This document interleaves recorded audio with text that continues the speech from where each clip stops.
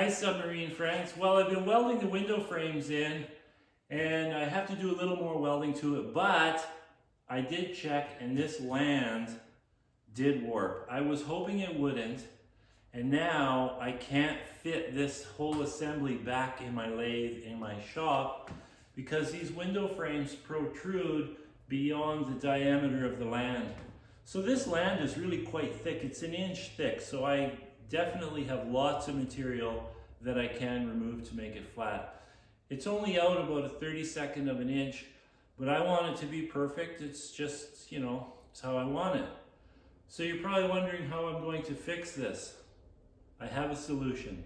I haven't shown anybody this yet, but behind me is my 26,000 pound vertical lathe.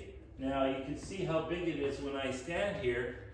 This lathe has a 42-inch table, so I will simply bolt this assembly to this table and I will machine it. Now, I've had this lathe for about 4 or 5 years and I've never used it. I've never fired it up, and the reason is it's 3-phase, 208 volts, and it's got a 30 horsepower motor. There's no way I can supply enough power for that. Plus I don't have 3-phase power here.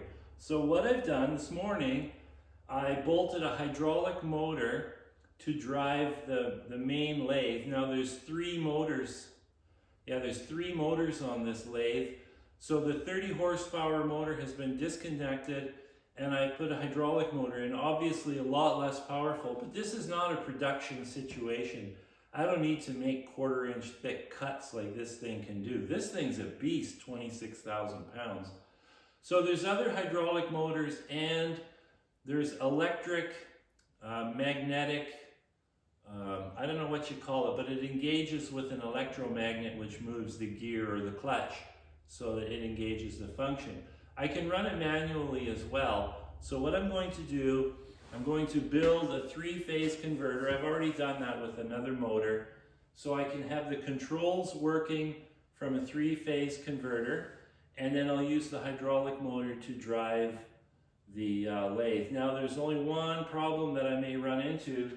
There's a motor behind this guard, and that drives a hydraulic pump which is used to change speeds on the main table, the chuck. So I may have to put a motor to drive the hydraulics, but that's something I can manage. So anyways, over the next few days, I'm going to rig this all up so that it works. I don't have clamps for the chuck. It didn't come with any, so it has all these T-slots that I can use to bolt this thing down. So I'll just weld tabs to this conning tower and then I'll bolt it to the table. Now, if I have a poor cut, again, I can mount my grinder to this thing and spin, instead of spinning, or rather I'll spin this whole conning tower with the grinder in there. But I'm pretty sure that I can bolt this down solid enough.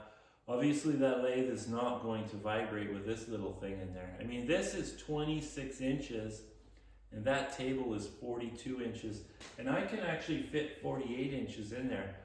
I bought this lathe to build a deep diving submarine. I was going to build a submarine that could dive 13,000 feet, and it was going to be HY100 hemispheres that were bolted together like Triton 36,000.